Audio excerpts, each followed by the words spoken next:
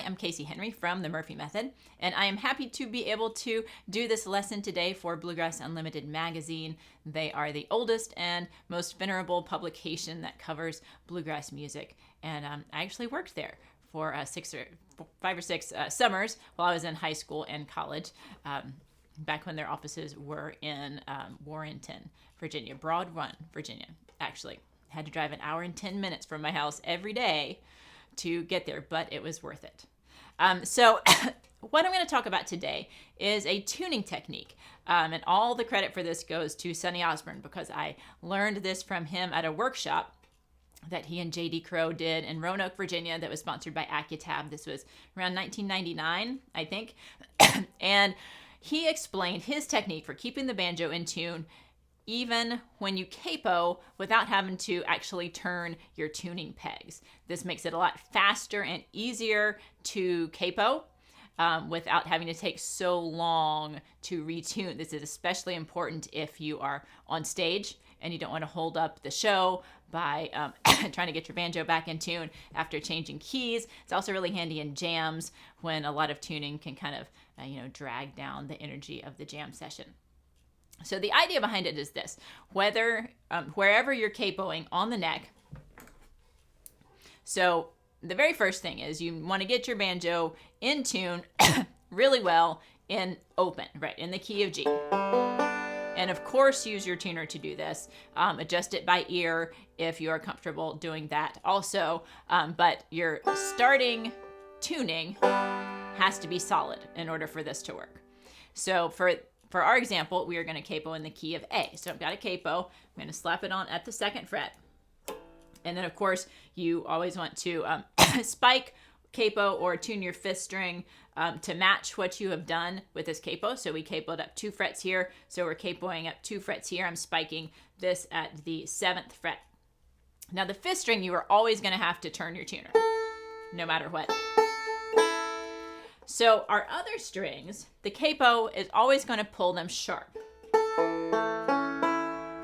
So it doesn't really sound that great. Normally you'd reach up and grab and start retuning, the pegs, but you can take care of almost all of the sharpness by simply pressing down on the strings. You want to do it one at a time, push them down good and hard.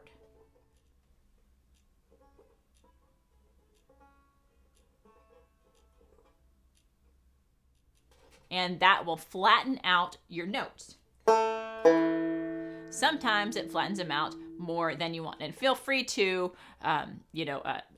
adjust and check this with the tuner. I'm used to tuning it by ear, so that's how I'm going to do it. So my 3rd string is still a little bit sharp. So I'm going to mash on it again. That got it pretty close. My 4th string got too flat. It, pressing down made it a little bit too flat. So to pull it back up the other way to make it a little sharper, you go up here above the nut and mash on your string up here. You can hear it coming back a little sharper than it was. And then if you over sharpen it, you can mash on it here again. So mashing on the strings down here makes them more flat. Pushing on the strings up here above the nut makes them more sharp. So 1st string, still sharp. Push on that a little more. 3rd string.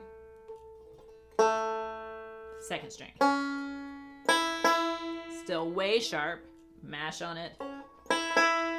Still a little bit sharp. And sometimes even if I'm not getting it to flatten enough, by pushing on it, I'll take it and pull on it. Pull it up like that. And that did the trick. It actually made it a little bit too flat, so I'm going to go up here and push on it up here. And that got it pretty darn close. It's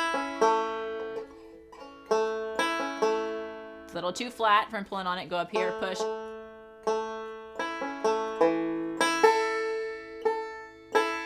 So now it is in tune in A without ever having to touch and turn any of these tuning pegs. And that it works most of the time. no matter where you're capoing on the neck, be it A, B, C, or even higher than that, you do have to push on them pretty hard, or maybe pull on them pretty hard.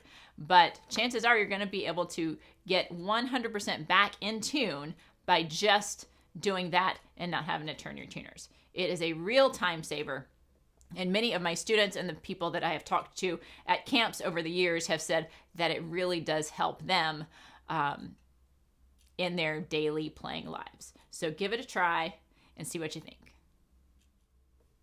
If you want to check out some more of my banjo lessons, ones where I actually teach a tune, you can find one of my earlier lessons right here on the Bluegrass Unlimited website. I taught The Sun's Gonna Shine and My Back Door Someday. I also have an extensive catalog of over 400 songs over on my website, caseyhenry.net. And they can be ordered on an individual song basis. And then over at murphymethod.com, you will find many banjo instructional videos taught by myself as well as my mother, Murphy Henry. And we also have instruction for all the other bluegrass instruments as well: mandolin, fiddle, guitar, bass, dobro, even ukulele. And singing. We have singing. Also, we have some slow jam DVDs, and we teach by ear, which is to say we do not use tab, we don't use written music of any kind. Everything that you need to learn the songs is contained in the video lessons themselves. So check it out.